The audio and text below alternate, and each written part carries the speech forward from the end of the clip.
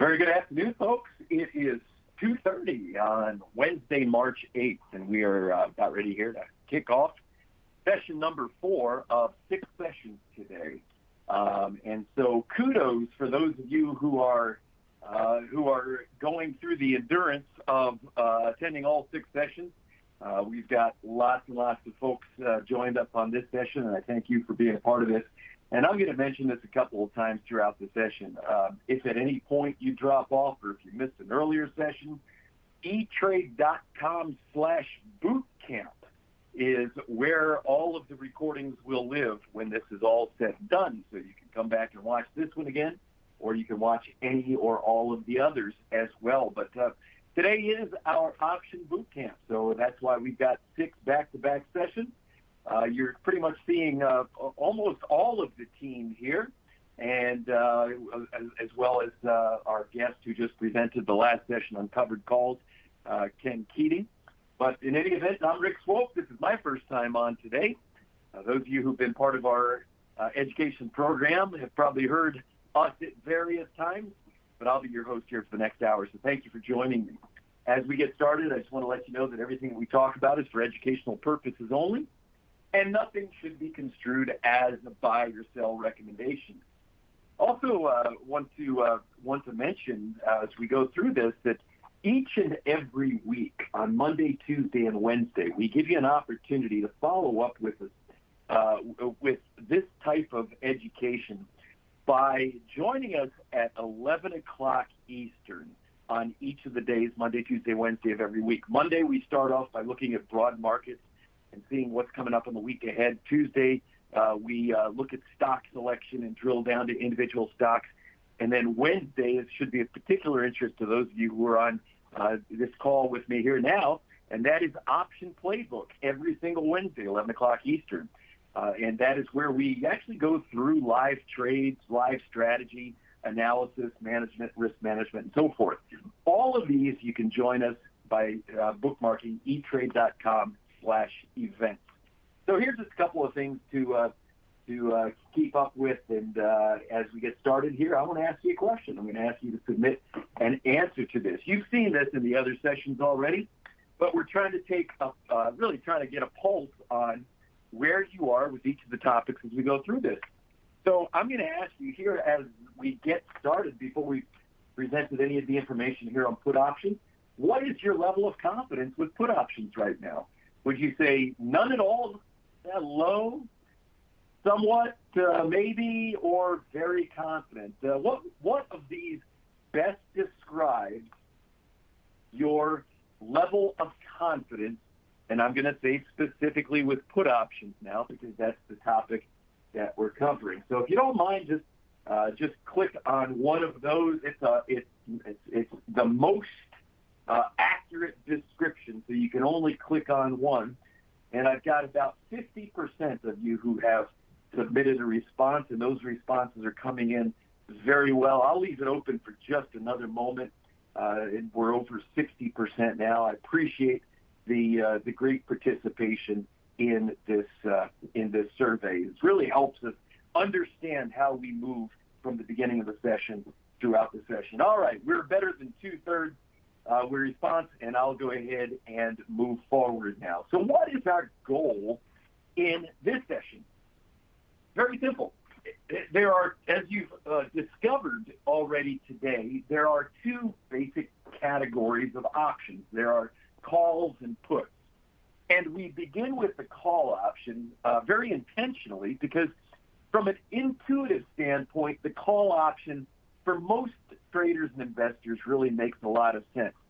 The put option, maybe not so much. Now, as you get into it and start to get a little comfort level with options, you'll find probably, as most people do, that calls and puts, they just, 2 sides of the same coin, sort of, in the sense that you've learned to get comfortable with both.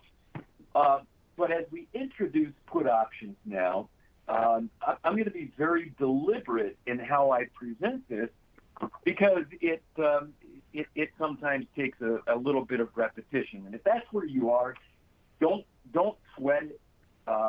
For many people, about this time of a presentation, Sometimes, in fact, I think I saw this on one of the surveys. It says, I feel like I'm drinking from a fire hose. And I think I actually saw that in the very first session. So if that's where you are, that's okay. Because options are the kind of thing that you need to see it a few times. And for most people, it's after you've seen it a few times, it starts to click and starts to make sense. So our goal here is very simple. We're going to talk about learning how to use put options for protecting stocks, number one, and number two, for profiting in falling markets. And I think that second one, if you've not seen this before, may be kind of exciting because a lot of times people think that you can only make money if stock prices go up. And with options, that's not necessarily the case. All right, so there's where we're going. Our agenda, pretty straightforward. We're going to start with an introduction to the concept of hedging, which is just risk management. And then we'll look at how to hedge a stock, and this is specifically using put options. Then number three, we're going to do a walkthrough of the numbers to help you understand how the numbers come together from the premium and so forth. And then number four, we will finish by looking at using these same options from a speculative profit standpoint rather than from a hedging standpoint. So that's what we're going to walk through. As always, we've got a lot of the team here looking at questions and comments. So if you have any feedback, any questions, anything that we might discuss later on, feel free to send that in, and we'll keep up with those as best as possible. All right. So let's talk about why we would hedge an investment. And another way of saying this is, why is managing risk important? Well, there are really quite a few reasons, but let's hit some of the top reasons. Number one, you want to always protect against a catastrophic loss. Now, we've got a number of different sessions, in fact, sessions that are recorded and available for you to view anytime you want, where we go into some of the nuances of risk management. This is a crucial point right here. I don't want to overlook this one. I don't want to go past this one too quickly. You can suffer many losses in the market. In fact, you can suffer many losses and still be quite successful in the market. But what is difficult is suffering a catastrophic loss. The catastrophic loss, we define that as a loss that you have allowed to get so far away from you that, for all intents and purposes, you may very well be starting right back at the starting line at ground zero. Managing risk is a function of two things. It's a function of the likelihood that you may lose and also the magnitude of the loss. And what we're dealing with here is the magnitude of a loss. You need to make sure that you don't get yourself into a position where you have an unrecoverable loss. So that's number one, protect against a catastrophic loss. Number two, you may use hedging strategies to protect for a specific targeted life event. Now, as a general rule, younger people, younger investors who have more time to weather the volatility of the market tend to take greater risk. And the reason they tend to take greater risk is because if the market should turn against them, there's more time on their side to allow that investment to recover. Well, independent of your age, you may have certain events. You may be, maybe you don't plan to retire for 30 years, but maybe you've got children's college expenses coming up in 8 years. And so your risk profile is not homogeneous. You may have certain things that you've got 30 years for, certain things that you've got 15 years for, and other things that maybe you need to get that money in 5 years. And so hedging your investments may take on a staggered approach so that you protect for when you actually need the money. You may also, point number 3, you may also be looking at a concentrated position. Now, that's kind of an industry terminology, concentrated position. Probably an easier way to say that is you may have all or many of your eggs sitting in one basket. Now, why would this be the case? Well, a lot of times you find yourself with a lot of your investment in a very small number of stocks, or maybe just one stock, because you may have gotten stock compensation. Very, very common these days. You work for a particular company, and as you get bonuses or whatever the incentive may be, you start building up a large position in your company's stock. Now, I'm not suggesting that you go out and sell that. That's based on your own personal objectives and financial situation. However, it is often prudent to protect that. If your worth, your net worth, is highly dependent on the performance of a single stock, then it's really smart financial planning to make sure that you don't allow that one position to negatively impact you to a great degree. So that's what we call protect concentrated risk positions. And then last but not least, you might be looking to protect against important scheduled market events. Now, we're going to talk about this. When you hedge against market events, that tends to be a little bit more of an expensive proposition. But let's say, for example, that you have a stock in a company and maybe they're getting ready to make a major announcement on a very important product or service that they offer.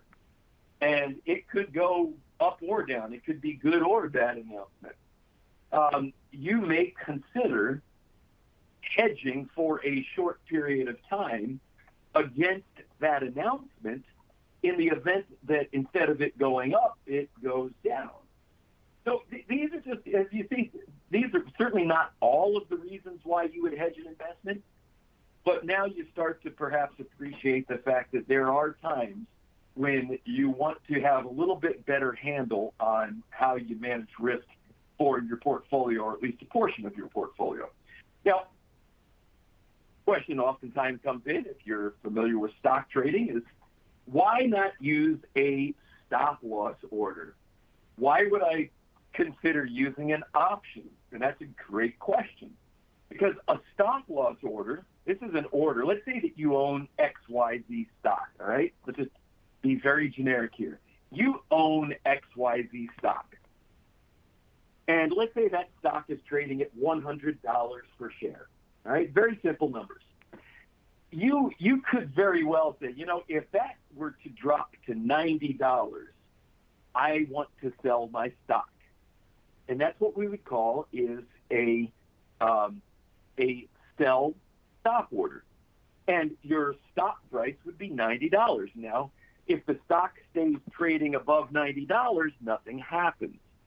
But the moment that stock gets down to $90, that protective stop order, that sell stop order, will automatically change into a sell order, generally a market sell order if that's what you choose. And you sell the stock, and great, now you've protected yourself. Now you say, why would I even consider using a put option if I could just put in a stop order? Well, let's talk about a couple of the reasons why you may choose one over the other. The first one is cost. How much does it cost to place a stop order? Well, as a rule, nothing.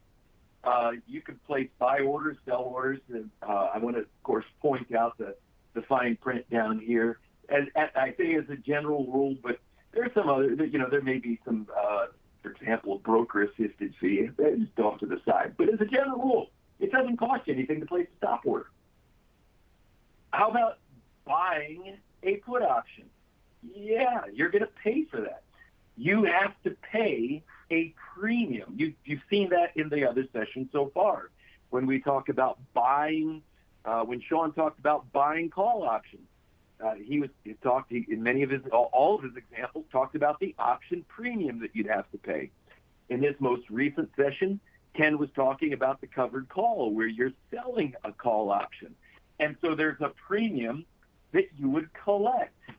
Well, if you're looking to buy a put option to protect yourself, you'll have to pay a premium. And as we get a little further in, we'll talk about how that premium may be factored, how much you'd have to pay. Right? So that's one consideration. Stop loss, don't really have to consider cost. Protective put, you do. Now, here's the reason why we may really favor the protective put is something that we call a gap risk. With a stop order, you have something called gap risk that you must consider. Let's just use the numbers I was using a moment ago. It's very easy to understand. Let's say that you own that XYZ stock and it's trading at $100 a share, and you've got a stop order that says if it goes down to $90, I want to get out. Well, that's fine if the stock goes from 100 to 99 to 98 to 97 to 96, boom, boom, boom, boom, boom, boom, and next thing you know, it's at 90. Stocks don't always move like that.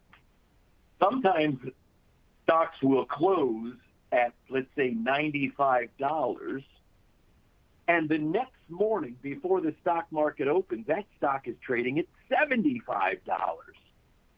Now, there are a variety of reasons why that might happen, but suffice to say, it could happen and does many times across the market. So what happens if you have a stop order that is set to trigger at $90 and the market opens up at $75? Well, here's what happens. The market opens up at $75, your stop order triggers, and if it's a market order, it will get filled somewhere around that $75.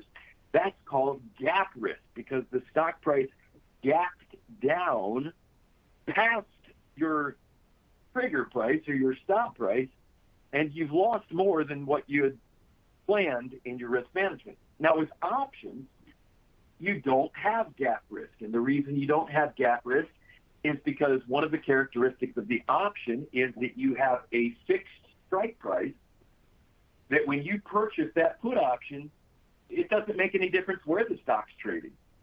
If you buy a put option that has a certain strike price, that strike price is valid regardless of the trade price. The next thing to consider is why not use a stop order is almost all of your stocks you're going to have the ability to put a stop order in, but not all stocks are optionable. There are about 4,000 out of the 10,000 stocks, roughly. I'm just using broad numbers. About 4,000 of them are optionable, and there are a variety of reasons why a stock might not be optionable, but we'll just leave it at that. Your big name stocks, the Teslas, the Apples of the world, of course, they're going to be optionable. But not all stocks are, so you have to consider that. You have to look at the stock that you own, and you have to check, do I have options available on this stock? The term. With a stop loss order, you can place it as what we call good to cancel, which is actually 60 days. And then if it's still open at that time, you can renew it for another 60 days. And again, there's no cost to doing that. With an option, that option is good until expiration. And now you choose the expiration. You may say, I want that protective put for a month, or I want it for 3 months, or I want it for 8 months, whatever the case may be. You choose how long you want that for, but once expiration has come and gone, that option's done.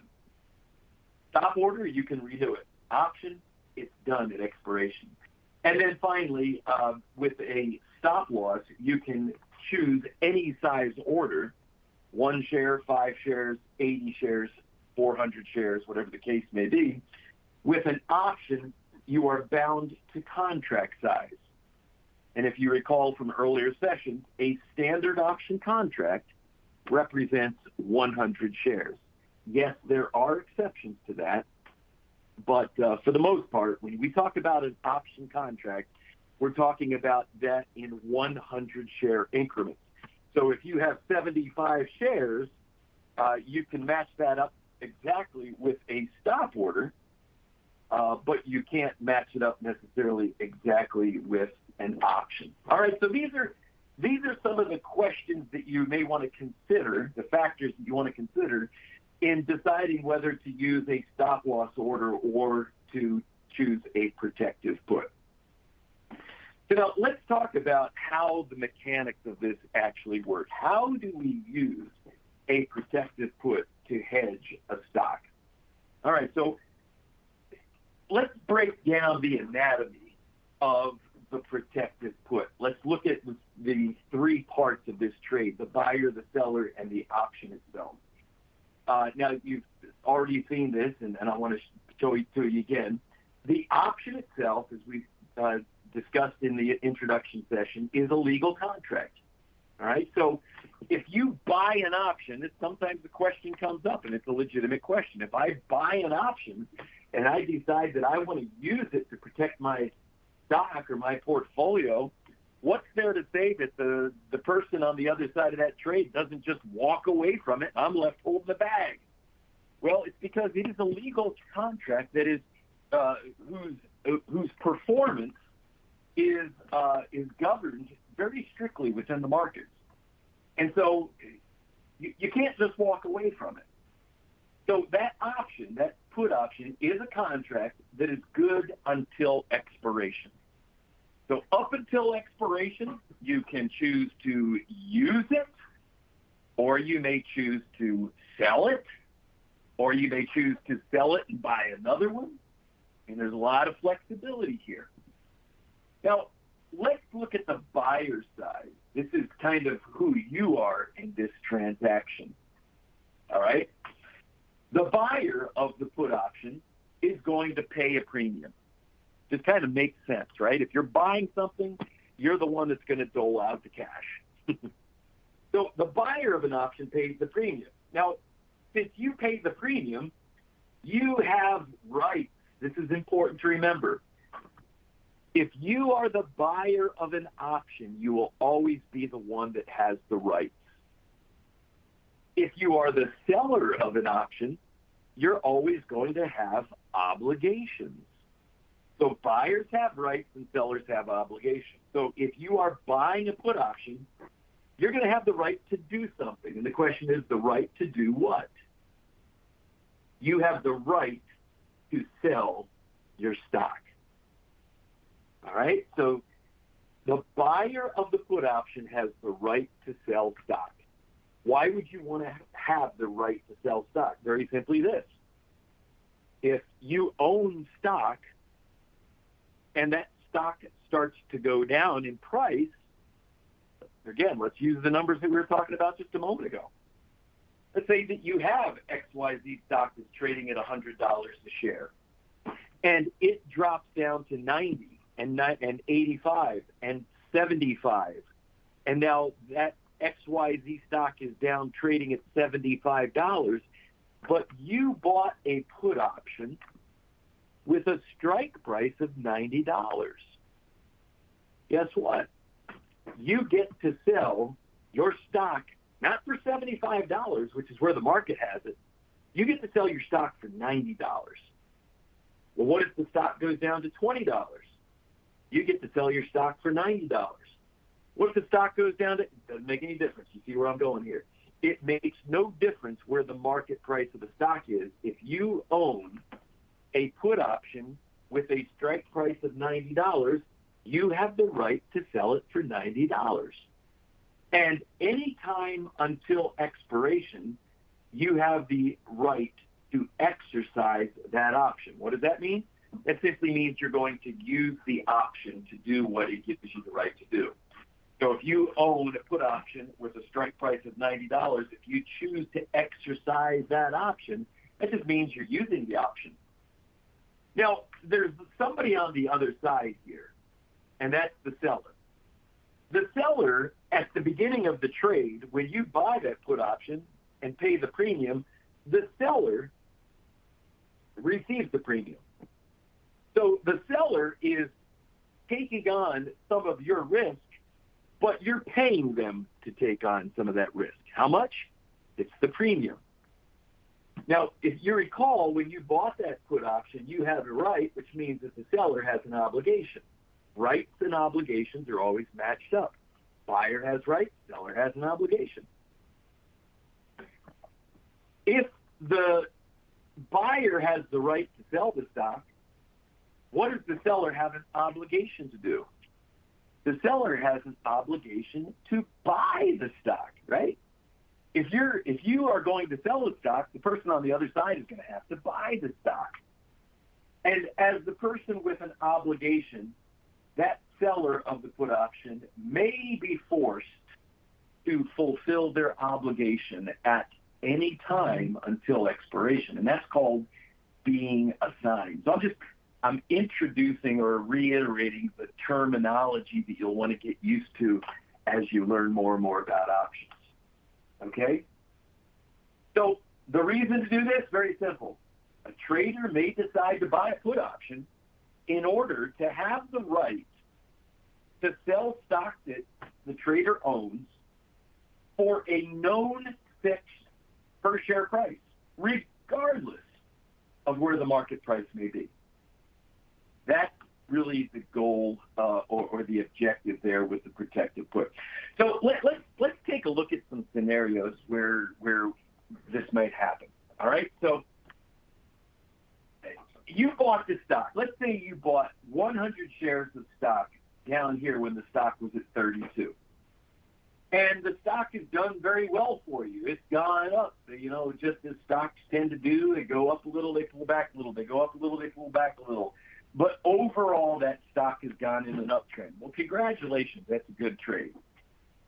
But now, the stock is starting to get a little squirrely on you. Not really going up as much as it had been. And you're starting to think to yourself, wow, okay, I don't know. What if that's not really just a pullback in the uptrend? What if it starts going down? And so you say to yourself, I know what I'll do. I'll go out and buy a put option, and I'll protect myself for 3 months. You think 3 months is enough time for the stock to tell you definitively what it's going to do? Is it going to start to drop, or is it going to maybe recover and start going up again?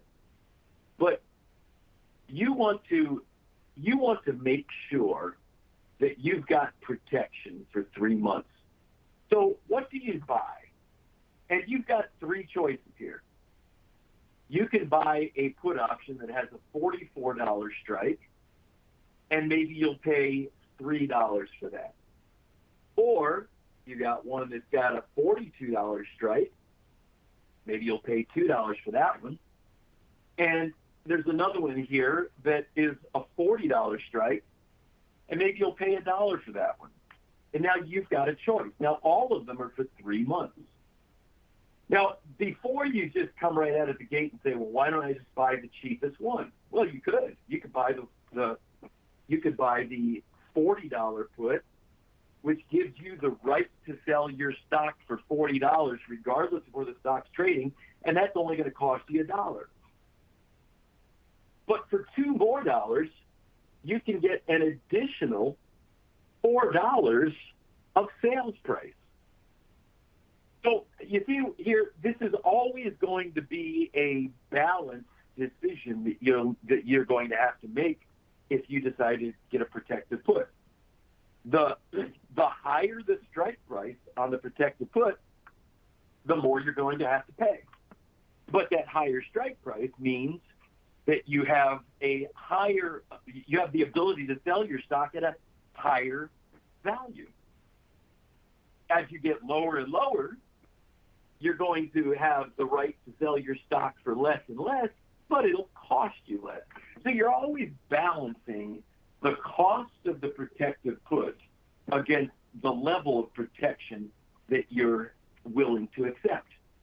So let's look at a couple scenarios here. All right, let's look at a couple of scenarios.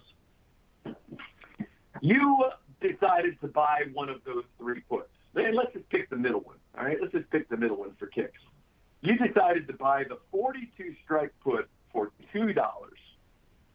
And now a little bit of time has passed, and where you thought the stock might have been getting a little weak, it in fact recovered and has just taken off. And now you're at expiration 3 months later, and the stock is at $55. Now, are you going to sit there and think, well, doggone, I bought a protective put and I never got a chance to use it? Was that hedge a mistake? Well, let me ask you this. I would suspect most, if not all, of the folks on this call drive cars. If you're driving a car, you are required to have insurance on your car, are you not? And different states have different minimums, but if you get pulled over, registration and insurance is pretty much what you're going to get asked for by the officer. So now, if you buy insurance on your car and you get 1 year's worth of coverage, do you get down to the end of that year and think to yourself, well, doggone it, I haven't wrecked my car once this year. That insurance was a waste. Of course not. Insurance was there in the what-if scenario, but the goal is not to use it. The same thing is here with the protective put. Was the hedge a mistake? Absolutely not. It accomplished the goal that you were after, and that is in the what-if scenario. Now, the stock went up to 55. Did you lose the premium that you paid for the put? Yes.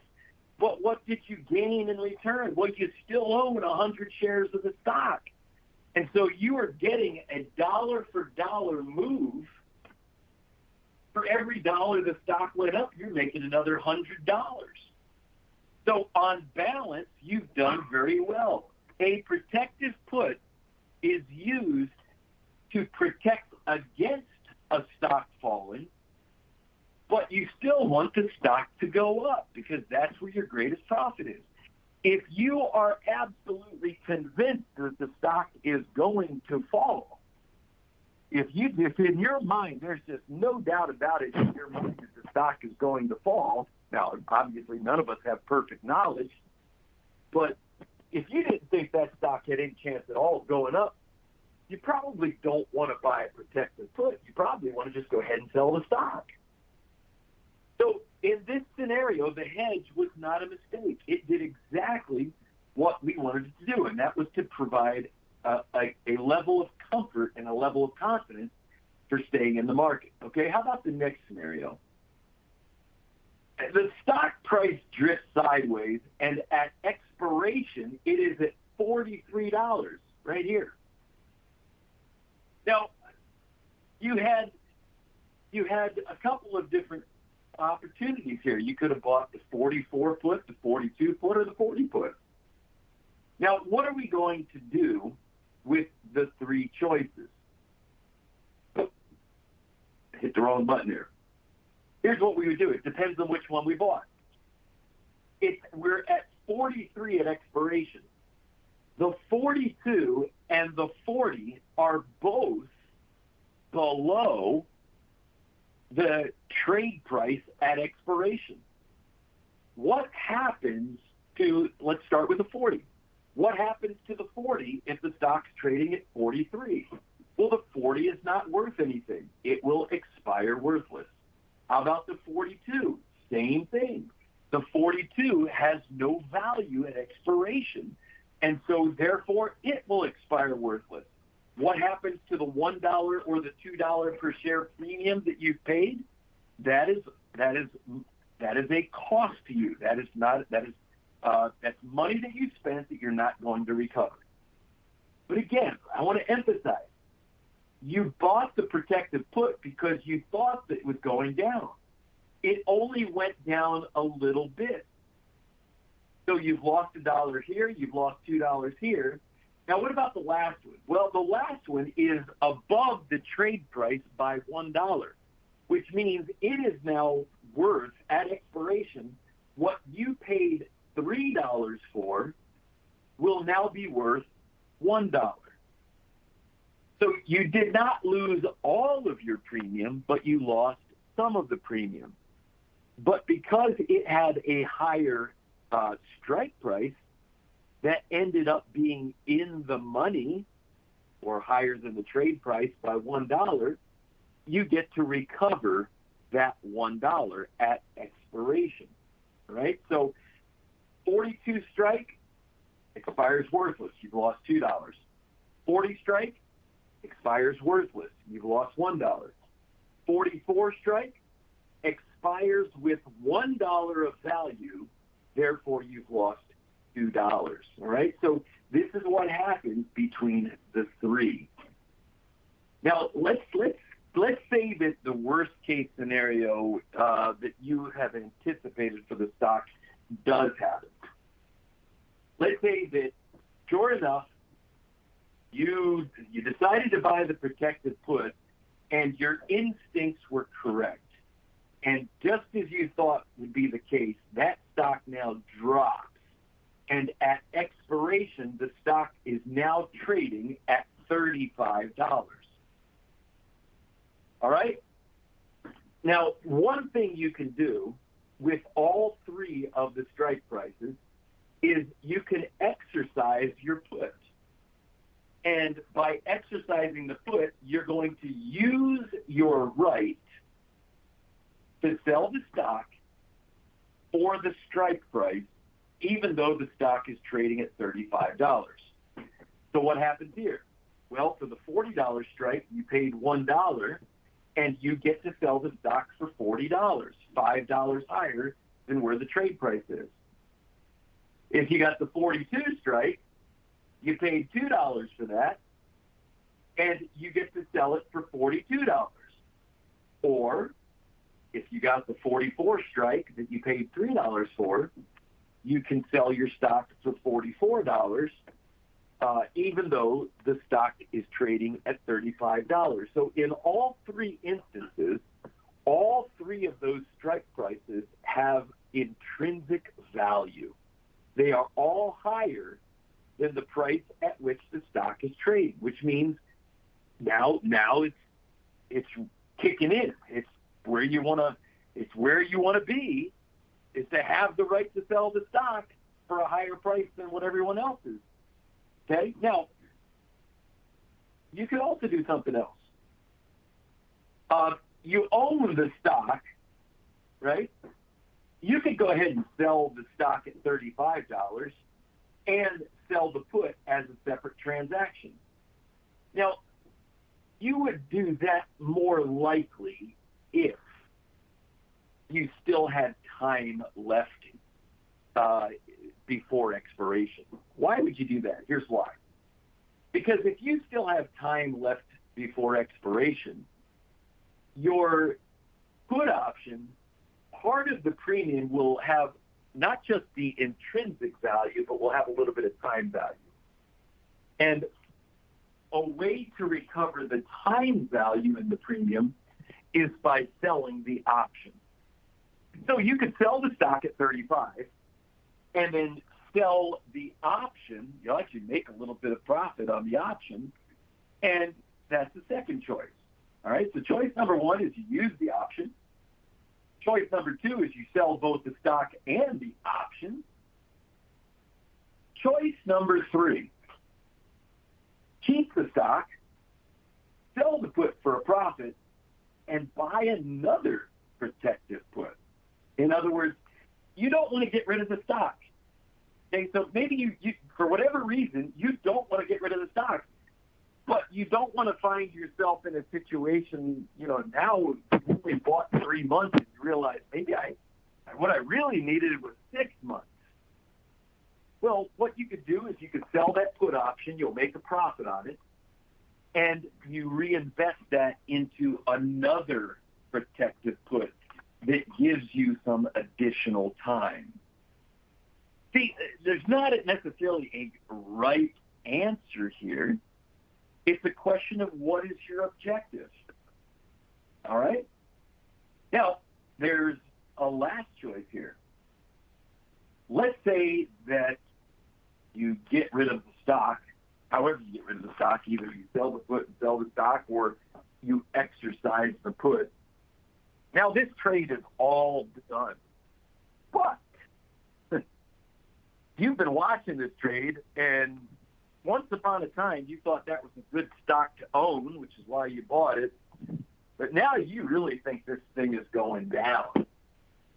Well, there's nothing that would preclude you from, once you've closed out this initial trade, is now instead of being bullish on the stock, now you're bearish on the stock. You've sold your stock, you've gotten rid of your put, but now you're very bearish on the stock. You think it's going to keep going down. It's at 35. You're looking at the charts, maybe you think it's going down to 20. Well, there's nothing to say that you couldn't buy another put, even though you don't own the stock. The only difference is now if you buy a put and you don't own the stock, you're not using it for protection, you're using it for speculation. And that's the scenario we're going to talk about here in just a moment. Now let's run through the numbers briefly here. Let's take a look at how you would understand this. I've mentioned intrinsic value a number of times. Okay, intrinsic value for a put option is the strike price minus the trade price. All right?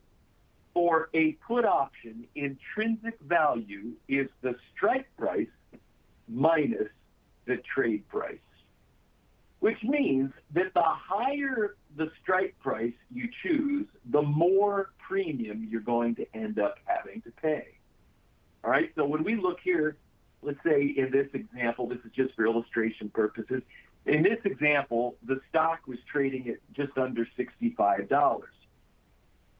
Notice that the strike prices get higher as you go down. You see there's 85, 80, 75, and so forth. Notice how the premiums also get higher as the strike prices get higher. Why is that?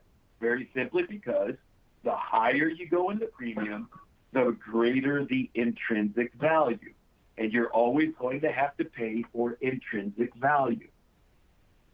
Now, notice here one thing that I want to point out, and that is the $65 strike. Now, the stock price is only 5 cents away from $65. So why is the premium not 5 cents? Actually, about $2.75. $2.74 by $2.79. What's the difference between that $2.74, $2.79, and 5 cents? It's not intrinsic value. I mean, there's only 5 cents of intrinsic value, but yet we've got $2.75 roughly of premium. Well, that extra value is what we call time value or extrinsic value. I like the term time value because time value captures a number of things. It captures the uncertainty of what may happen between now and expiration. What could change between now and expiration? Well, certainly time will change. Time will disappear. And so there's going to be a change in value based on the passing of time. Volatility may very well change. And as volatility goes up or down, that will influence time value up or down. Interest rates, dividends, other things may change that are figured into the theoretical value of how much that option should be worth. And that's the reason why that $65 strike is priced at $2.74 by $2.79 rather than 5 cents. All right, so the two parts of the premium, part number one is intrinsic value, part number two is time value. Now, one note, I mentioned this in passing earlier, and I want to bring it up now. Remember I said that one of the reasons you might want to consider hedging is to hedge against short-term market events? The one caution that I want to raise there is when you buy a short-term put shortly before a known event, let's say you decide to buy puts right before earnings, because you don't know what earnings are going to do. That's going to be very expensive. And the reason it's going to be very expensive is because the volatility is very high at that point. Think of it this way. I'll give you a good example to help think about this. Let's say that you bought a beach house in Florida, all right? And you bought a beach house, and it's the late winter, the best time. Everybody's coming down to Florida, enjoying the sunshine. The weather's beautiful. The seas are calm. The winds are light and breezy. You go out and buy an insurance policy. You're going to pay a certain amount of money. What happens if you wait until late September and you see a hurricane forming off the coast of Florida, and you decide that you don't want an insurance policy for a whole year. You really want an insurance policy for the next week because you see the hurricane coming. Well, chances are you probably couldn't get it because nobody's going to underwrite a policy like that. But if you could, you can imagine that somebody's going to charge you a lot of money to insure your property for that week because they see the same volatility that you see. And so the same thing happens in the market. If there is an event that you know that you want protection against and somebody else is willing to accept that protection, that somebody else is going to require that you pay a pretty good premium for that. So that's the thing. It's not to say that there are never times to protect against short-term market events, but just to understand that those tend to be expensive levels of protection. Now, one thing that I want to encourage you to look at is when it comes time to choosing a strike price, don't ignore price charts. For example, you've got this stock here and it's been going up and then it starts going sideways. And you say to yourself, I may want to buy a protective put, but I'm not sure where to get my protection. Well, if this right here is at $55, you don't necessarily need protection up here at $75, right? That's probably too high. But at the same time, $40 might be too low. The chart is telling you where the floor is in that particular example. So you would use the chart to help inform your decision as to where a good place to choose a strike price. Many times traders will look and see where is support, and then you choose a strike price that is slightly below that support level. That tends to be a good balance between cost and risk and reward. Last question here, or last scenario. I mentioned that if you decide to get out of that trade completely and now the stock goes bearish, you could buy a put even though you don't own the stock. And the very reason you would buy one of those puts is because as the stock price goes down, your put will get greater and greater intrinsic value. So that if you bought any one of those three puts and the stock drops to 35, well, the $44 put has $9 of intrinsic value. How much did you pay for it? $3. You could buy it for $3 and sell it for $9. The 42, buy it for $2, sell it for $7. The 40, buy it for $1, sell it for $5. Risk and reward.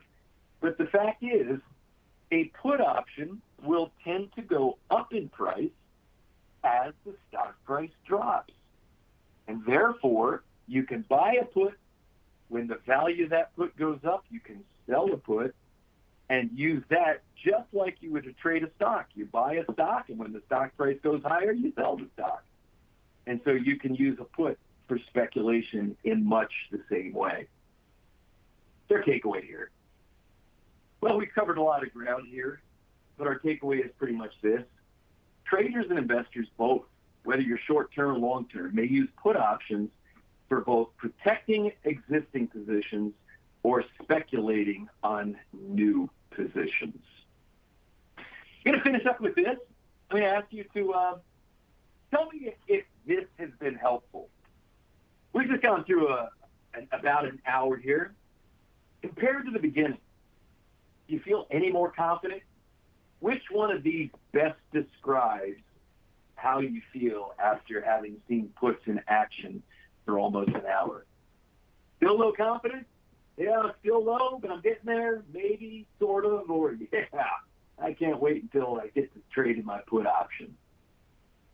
And then last but not least, I'm going to ask a big, big, big favor of you guys. When you click off this session, you're going to have an opportunity to fill out a survey. It's very quick and very, very easy. But your feedback, your actual written feedback, is very, very important to us. It really is a big part of helping us understand how we're hitting the mark with our education. So if you found value or if you have any suggestions in this session, please, before it's all done, fill out the survey. But for now, I want to tell you what's coming up next in 10 minutes. We've got, I'm looking it up here. Oh, I got to. Hey, Rick, I'm going to help you. All right, there it is. It is options, tools, and tips on Power E-Trade. There it is, Sean. There you go. All right. And all right, Sean bring us in for a landing. coming in with it. Yeah, all right, very good. Listen, folks, etrade.com/bootcamp. That's where you want to go to catch this entire day all over again. For now, for myself, Rick Swope, for all of my colleagues, and all of us here at your investor education team at E-Trade from Morgan Stanley, thank you for joining me. We'll see you again, hopefully, in 10 minutes. Bye-bye now.